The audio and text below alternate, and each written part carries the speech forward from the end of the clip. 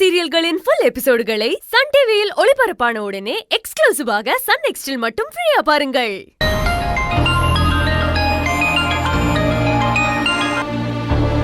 Hello, யாரு?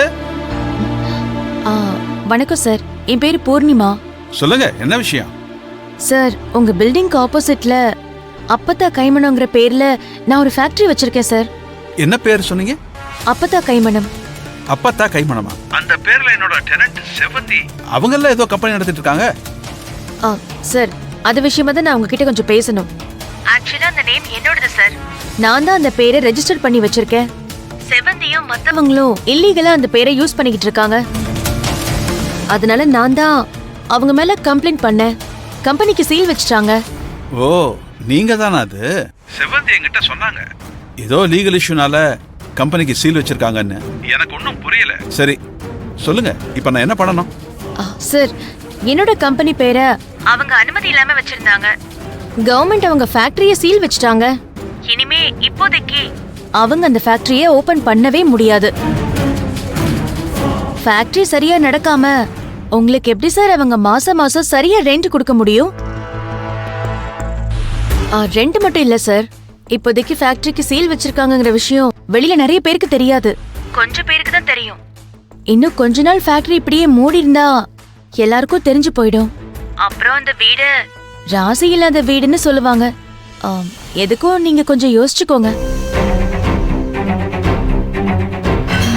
இல்லையேமா, செவந்தி என்கிட்ட சொல்லும்போது இன்னும் ஒரு வாரம் 10 நாள்ல திறந்துருவேன்னு சொன்னாங்களே.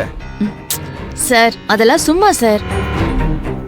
கோர்ட்ல கேஸ் நடந்தா அது எவ்வளவு நாள் நடக்கும்னு உங்களுக்கு தெரியாதா?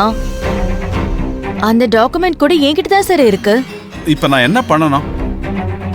சார், உங்களுக்கு அப்ஜெக்ஷன் இல்லனா அந்த பில்டிங்கை நானே எடுத்துக்கிறேன். ஏன்னா எனக்கு கொஞ்சம் இடம் நிறைய தேவைப்படுது. செவந்தி என்ன கொடுத்துட்டு இருக்காங்களோ அதுக்கு மேல நான் ஒரு 2000-3000 சேர்த்தே கொடுக்கறேன். நீங்க அந்த ஃபேக்டரியை எனக்கே கொடுத்துருங்க. உங்களுக்கு ரெகுலரா ஒரு ரெண்ட் கிடைக்கும்ல சார், அதுக்காக தான் சார் சொல்றேன். செவந்தியால அந்த கம்பெனியை இப்போதைக்கு திறக்க முடியாது. நீங்க செவந்தியை காலி பண்ண சொல்லிட்டீங்கன்னா அந்த பில்டிங்கை நான் எடுத்துக்குவேன் சார். சரிம்மா, நான் கொஞ்சம் யோசிச்சு சொல்றேம்மா. சரிங்க சார், கூப்பிடுங்க. உங்க வீடு ராசி இல்லாத வீடுன்னு பேர் வாங்குறதுக்குள்ள எனக்கு கால் பண்ணுங்க. பேரு கேட்டு போச்சுன்னா நாளைக்கு யாருமே உங்க வீட்டுக்கு வரமாட்டாங்க. வச்சுறேன் சார். சரிம்மா, வைக்கிறேன்.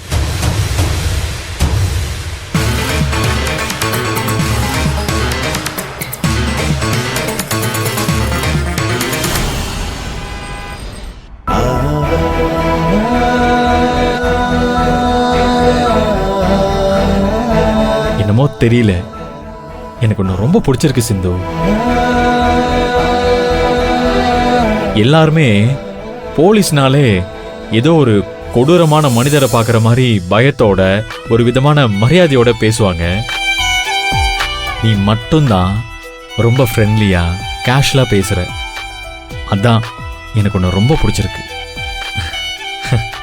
நீ ஒவ்வொரு தடவை வீட்டுக்கு சாப்பாடு எடுத்துட்டு வரும்போதெல்லாம் ஐயோ இந்த பொண்ணு நம்ம கூட நம்ம வீட்டிலே இருந்துடாதான்னு ஒரு ஆசை இருந்துகிட்டே இருக்கு.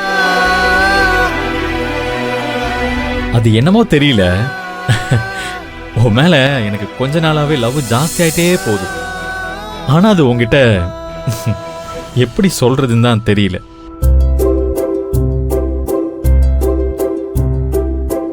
ஏய் சிந்து, என்ன கல்யாணம் பண்ணிக்கிறியா?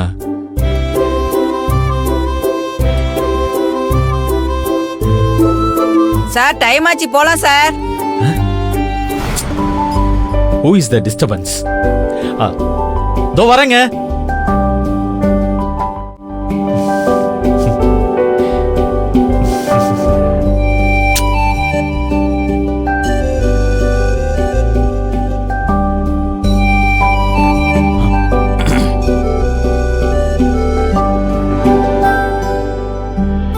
ஜீப் ரெடியா இருக்கு, போலாம் சார். சுசீலா, இந்த சிவன் கோயில் பக்கத்துல ஆயில் மில் இருக்கு இல்லையா, அங்க திருட வந்த பசங்க 2 பேர் மாட்டிருக்காங்க.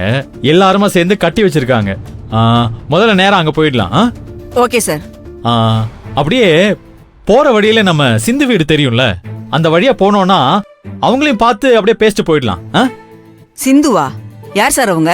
அதான் சுசீலா, நமக்கு இந்த சாப்பாடு பிரியாணி எல்லாம் அக்கறை எடுத்துட்டு வருவாங்களே, சிந்துன்னு ஒரு பொண்ணு, அவங்கதான். ஓ, ஓகே சார், ஓகே சார். நீங்க லவ் பண்ற பொண்ணா? அவங்கள தானே சொல்றீங்க?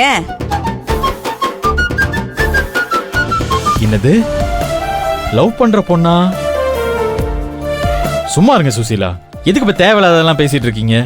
சார், அவங்க வீடு வரைக்கும் போறீங்க, அப்படியே உள்ளுக்குள்ள இருக்கிற லவ்வையும் சொல்லிருங்க. எதுக்கு சார் தள்ளி போட்டுக்கிட்டு? ஆ. என்ன சுசீலா லவ் கிவ்னு அந்த மாதிரிலாம் ஒண்ணும் இல்ல, நீங்க ஏதோ தப்பா நினைச்சிட்டீங்க. சார், உள்ள வரும்போது நீங்க பேசின டயலாக் எல்லாம் நான் கேட்டுட்டேன் சார். அந்த செயினு கிட்ட போய் என்ன கல்யாணம் பண்ணிக்கிறியான்னு கேட்டா அது எப்படி சார் ஒத்துக்கும்? செயின் போட்டிருந்த பொண்ணுகிட்ட எல்லாம் சொல்லணும். இப்ப அங்கதானே போறோம், கேட்டுருங்க sir. All the best sir. அட என்ன சுசீலா நீங்க, சும்மா இருங்க. நேத்து நம்ம ஜட்ஜ் இருக்காருல்ல, அவரை பார்க்க வீட்டுக்கு போயிருந்தேன். அவர் ஏதோ அவரோட பேத்திக்கு அடுத்த வாரம் பர்த்டே ஃபங்க்ஷனு, நல்ல ஒரு பிரியாணிய போடணும்னு சொல்லிட்டு இருந்தாரு. டக்குன்னு நம்ம செவந்தியும் சிந்துவும் தான் எனக்கு ஞாபகத்துக்கு வந்தாங்க. அதான் அவங்க கிட்ட போய் சொன்னா அவங்களுக்கு ஒரு ஹெல்ப்பா இருக்குமே நினைச்சுதான் அங்க போலான்னு சொன்னேன். ஒன்னும் தப்பு இல்ல சார். நம்ம லவ் பண்ற பொண்ணுக்கு நம்ம ஹெல்ப் பண்ணாம வேற யார் சார் ஹெல்ப் பண்ணுவாங்க? பண்ணிடலாம் சார்.